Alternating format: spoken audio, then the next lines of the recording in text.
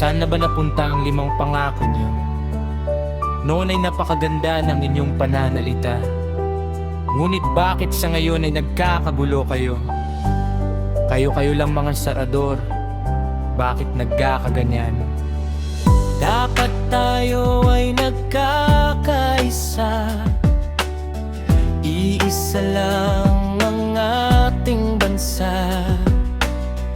Bakit tayo nag-aaway sa isa't isa? Pare-pareho lang tayong mga Pilipino. Bakit umabot pa sa ganitong sitwasyon? Sa oras na nagdesisyon kayo sa harap ng buong sambayanan, narito ang mga bumoto, narito ang mga pumili. Una, Bamakino, sumunod si Alan Peter Cayetano at Pia Cayetano, kasama si Bato de la Rosa, JV Ejercito at Jinggoy Estrada at Sherwin Gatchalian. Nariyan din si Bongo, si Lito Lapid, Rodante Marcoleta, Jaime Marcos, Robin Padilla, Kiko Pangilinan at Tito Soto. Nariyan din ng magkapatid si Erwin Tulfo at si Rafi Tulfo, si Joel Villanueva, Camille Villar at si Mark Villar. Lahat kayo ay bumoto, lahat kayo ay nagpasya.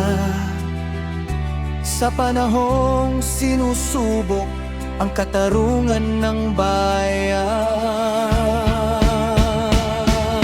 Sabi nyo noon ay para sa mahihirap, sabi nyo noon ay pantay ang batas. Pero bakit tila nagbago ang ihip ng nasa mataas na pwesto na kayo? Bilyon-bilyong pondo ang dumarating para sa pagunlad ng bawat isa. Ngunit bakit marami pa rin gutom? Bakit marami pa rin walang-wala?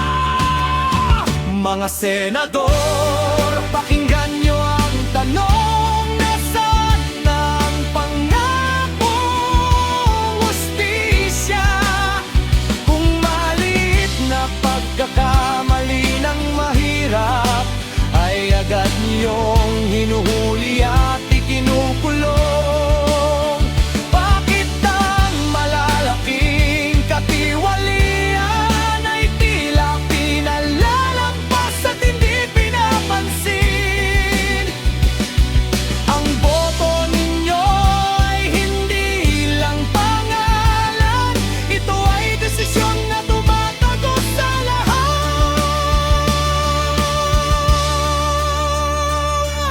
Sabi nyo, wag daw isama ang iba sa dinidinig ninyo ngayon.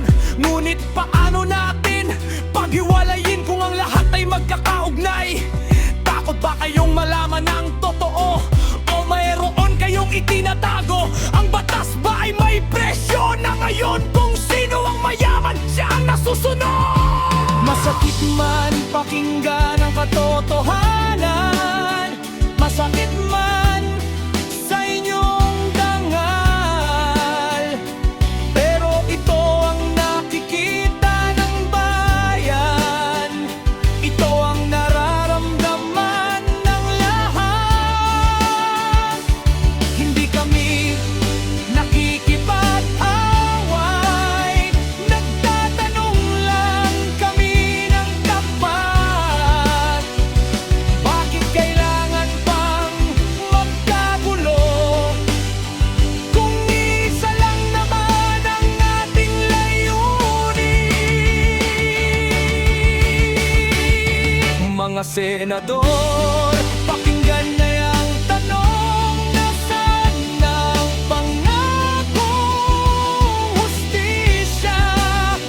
Kung maliit na pagkakamali ng mahirap ay agad niyong hinuli at ikinukulong. Bakit ang malalaking katiwalian ay tila pinalalampas at hindi pinapansin?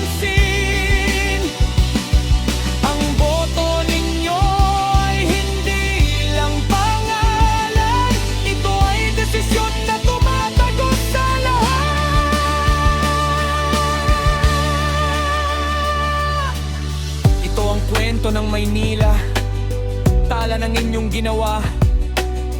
Kung malinis ang inyong konsensya, hindi kayo dapat matakot sa totoo. Dahil ang pwestong inyong kinaupuan ay hiram lamang sa taong bayan. At sa huli, ang bayan pa rin ang tunay na huhusga sa inyong lahat.